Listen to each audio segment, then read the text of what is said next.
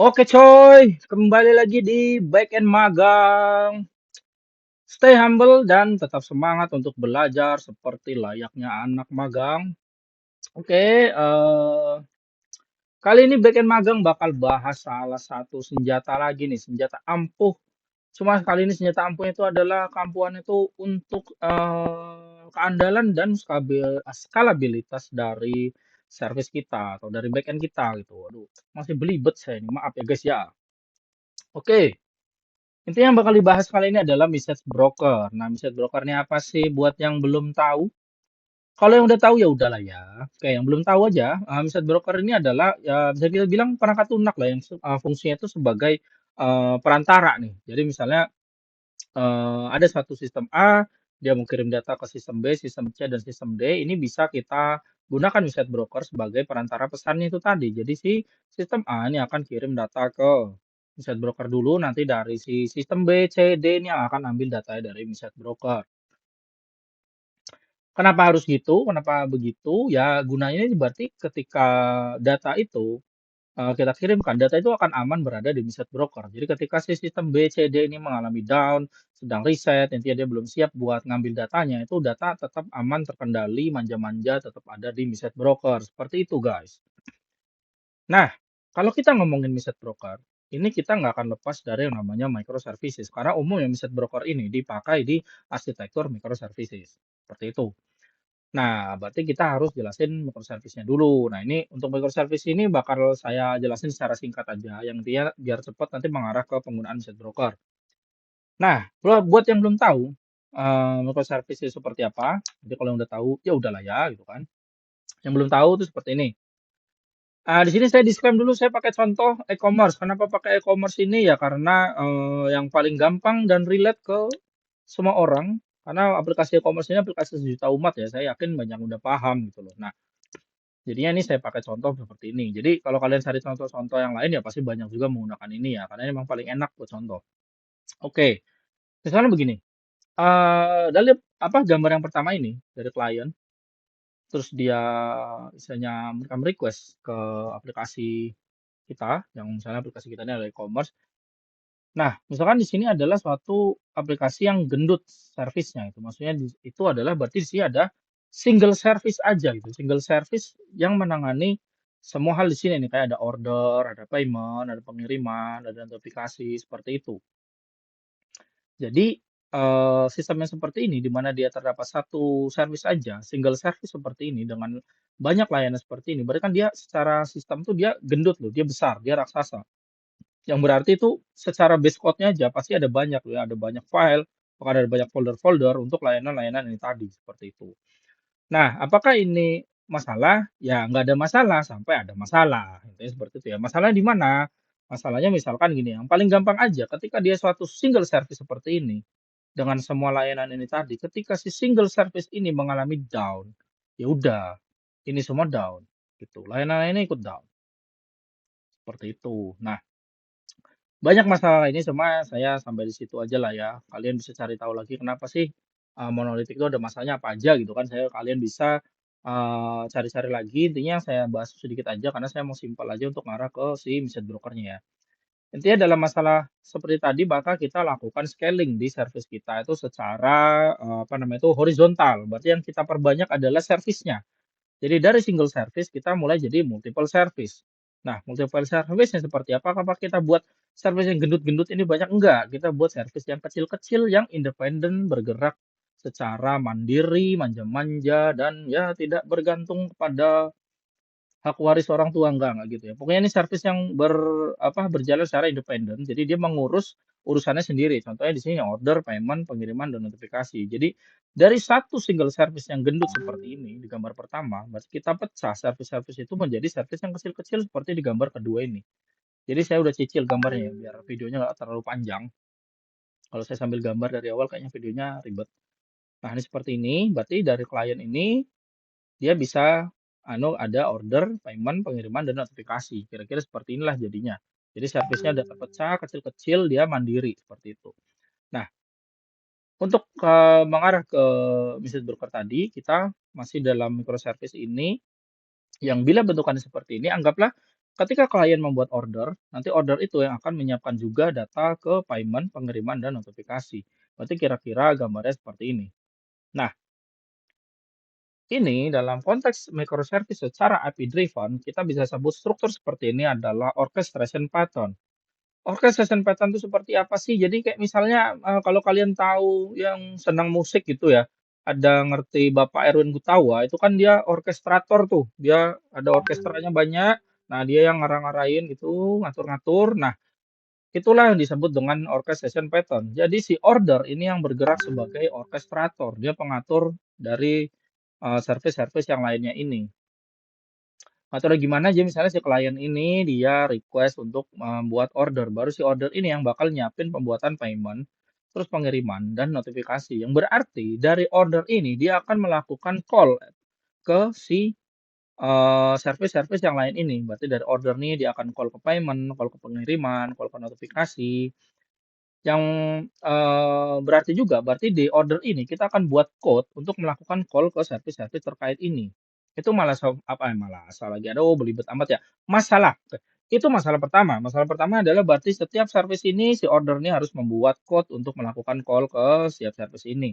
Dan masalah kedua, berarti semakin banyak nanti dia apa namanya, dependensi ke service-service yang lain ini, berarti kan akan semakin besar pula latensinya. Latensi itu berarti apa ya, kayak proses nganu data itu akan berapa lama gitu. Nah, semakin banyak, integrasinya seperti ini ya berarti latensi juga akan semakin tinggi, kira-kira begitu. Nah, itu kalau kita ngomong masalah itu tadi ya, ada apa namanya, kita ada base code-nya harus dibuat di sini untuk sini, terus latensi juga. Nah, gimana ceritanya misalnya ada service baru, misalkan ini kan kita udah ada payment, terus pengiriman, nah terus ada notifikasi. Taruhlah setelah itu semua kita perlu service baru untuk asuransi pengiriman, nah misalnya gitu ya. Ini saya buat servis baru, yang saya tambahin, berarti ini namanya, asuransi. Terusnya biar beda lah ya, karena ini baru, apa sih, ungu aja, ungu. Dah. Nah, ketika seperti ini, berarti ketika, kita melakukan scaling lagi di service kita tambahkan servisnya, di mana sekarang ada asuransi pengiriman, berarti kan di sini seperti saya bilang tadi, berarti order ini dia akan, membuat code lagi untuk call ke si asuransi ini, seperti itu. Berarti semakin banyak ketergantungan ke, apa namanya, service-service yang lain ini, berarti atensi juga akan semakin tinggi. Dalam konteksnya ini ya, maksudnya dalam konteks pembelajaran di video ini, kita anggap semuanya adalah, service-service ini berkaitan dengan order gitu. Jadi misalnya ada service baru lagi ya nanti berkaitan dengan order, yang berarti order ini akan terus bertambah kodenya untuk melakukan call ke si service-service yang baru tadi, ataupun service yang udah ada ini gitu ya. Nah, disinilah mulai masalah tentunya. Nah, masalah yang seperti ini di orchestration pattern ini yang kita handle dengan yang namanya message broker. Jadi, kira-kira seperti ini gambarnya. Nah, gini ya, ini dengan message broker. Nah, model yang seperti ini kita bisa sebut dia sudah tidak API driven lagi, tapi event driven. Yang bentuknya adalah choreography pattern. Maksudnya choreography pattern adalah seperti ini, berarti setiap service yang ada di sini, yang ada di gambar ini, dia tuh sudah, apa namanya, sudah tahu dia akan melakukan apa. Kalau kalian misalkan, koreografi itu identiknya ke orang nari ya, orang joget-joget gitu. Misalnya ada grup penari nih, terus ada, misalnya kalian tahu Bapak Ari Tulang tuh kan dia sebagai koreografernya tuh, dia ngarahin, dia ngasih tahu ke setiap penari ini, ketika kamu nanti ada momen apa, ada musik bagian mana, itu kalian, tariannya seperti apa. Nah, koreografi pattern itu seperti itu. Jadi kita sebagai koreografernya nih udah ngasih tahu nih, kita udah buat dulu di service kita itu, nanti ketika order ini mengirimkan event order ke message broker, berarti apa namanya, service-service yang lain ini akan konsum datanya sebagai, consumer. Jadi dia bakal publish data ke message broker, si service-service yang lain ini yang sebagai consumer. Nah, dengan seperti ini, berarti ketika misalnya tadi ada penambahan service baru, sini saya copy aja. Nah, seperti ini. Berarti si service ini pun dia tinggal ambil data itu dari si message broker. Jadi kita tidak perlu lagi ada penambahan kode di bagian order ini. Ordernya cukup dia kirim si event ordernya atau data-data ordernya ke Message Broker seperti itu. Jadi ketika ada si event order ini akan men-trigger si konsumer-konsumernya ini untuk ambil data ke Message Broker. Jadi seperti inilah penggunaan si Message Broker. Kira-kira begitu ya. Jadi kalau saya jelasin lagi berarti di gambar ini kan si asuransinya ini aja yang kita buat kodenya untuk dia tuh mengkonsum data dari Message Broker ketika event order ini terjadi. Jadi inilah perbedaan antara orchestration pattern dan choreography pattern dengan penambahan si Message Broker ini seperti itu. Jadi kegunaan Message Broker tuh di sini ya. Jadi misalnya tadi yang saya sebut ke arah skalabilitas itu ya seperti ini.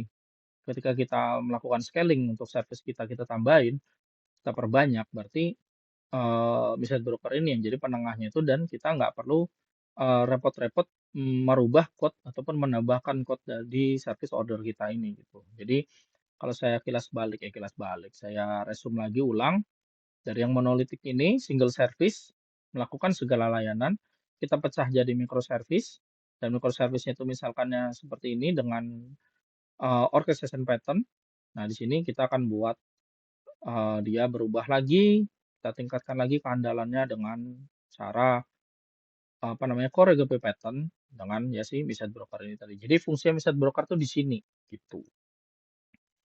Nah, eh, biar ada contohnya, jadi saya udah buat juga apa namanya project buat contohnya nanti rekan-rekan semua bisa clone. Nanti linknya saya taruh di description. Nah, yang jadi contoh itu saya tetap masih pakai project yang sebelumnya ya. Jadi kalau yang belum nonton video sebelumnya ya ditonton lah ya. Nanti di situ biar tahu kalau kita udah ada project yang saya pakai itu namanya for learning. Nanti bisa di-clone. Cuma di video ini saya tambahin satu project lagi. Karena kan kita mau buat satunya ini sebagai publisher datanya dan satu lagi servisnya sebagai consumer datanya seperti itu. Jadi saya ada dua, nanti dua-duanya saya kasih link clone-nya. Seperti itu ya, nanti bisa cek di description. Jadi misalnya ini, kita kembali ke project yang waktu itu udah dibuat. Ya, ini si for learning ini ya. Si for learning ini kan saya buat datanya itu adalah kalau kemarin itu yang belum tahu ya bisa lihat lagi nanti. Cuma singkatnya seperti ini, project ini tuh buat ngambil data buku dari Open Library ini ya. Open Library ini. Nah, ceritanya kan berarti ini perpustakaan gitu. Nah, yang di sini saya bakal tambahin API lagi buat istilahnya membuat data jadwal pick up-nya gitu. Misalnya ada user yang mau pick up buku apa di si perpustakaan seperti itu. Nah, di sini si for learning ini yang baru apa namanya? Dia yang saya jadikan sebagai publisher datanya. Nah, terus saya punya project satu lagi. Nah, ini book saja namanya. Ini yang nanti sebagai apa namanya? Sebagai konsumernya seperti itu. Sebentar nih biar makin kelihatannya.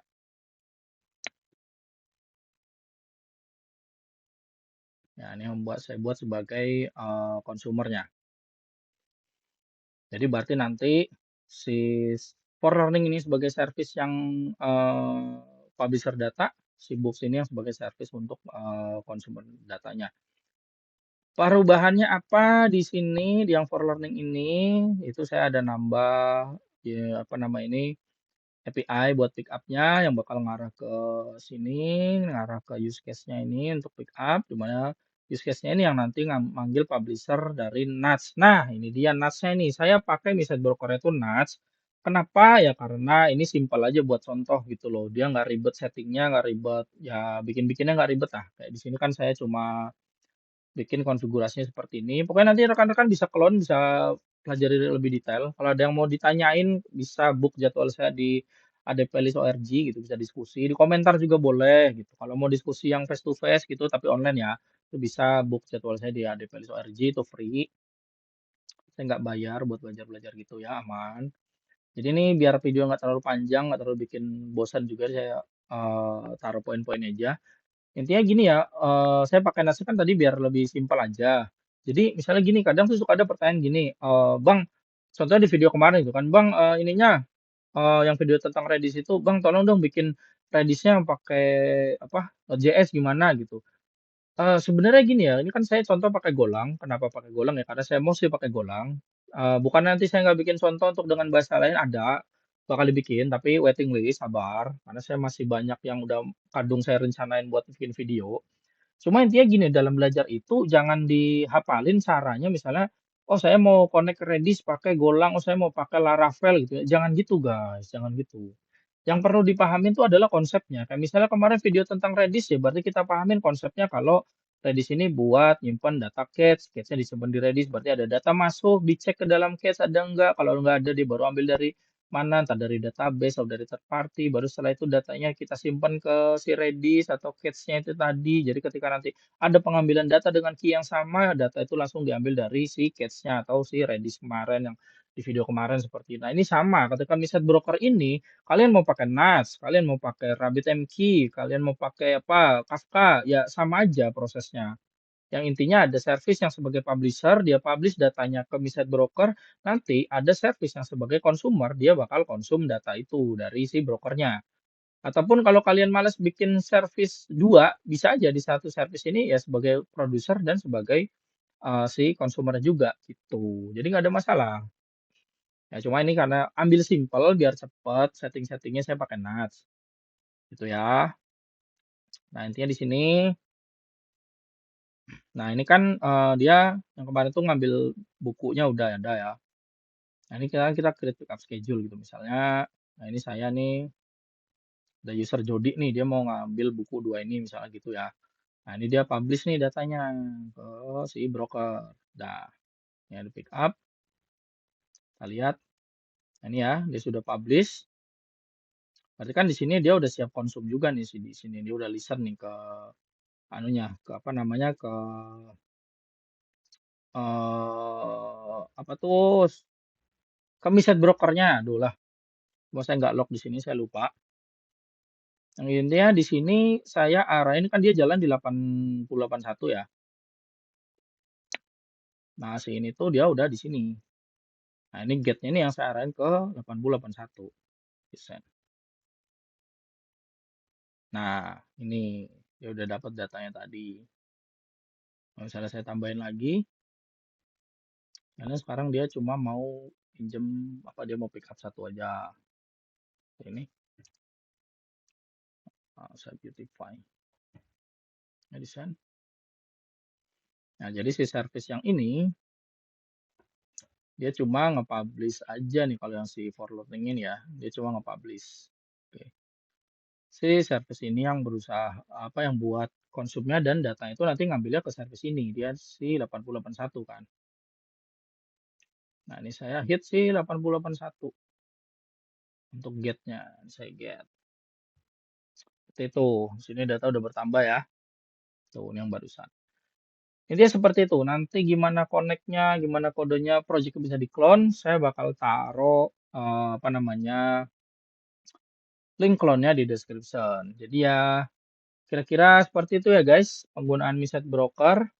Intinya kapan kita menggunakan Miset Broker ya ketika kita butuh skalabilitas dalam kasus yang seperti ini tadi. Oke, paling itu aja dari saya. Jangan lupa support terus Backend Magang biar saya semakin semangat buat bikin konten-kontennya dan contoh-contohnya. Itu aja. Sekian dari saya. Terima kasih. Salam Backend Magang.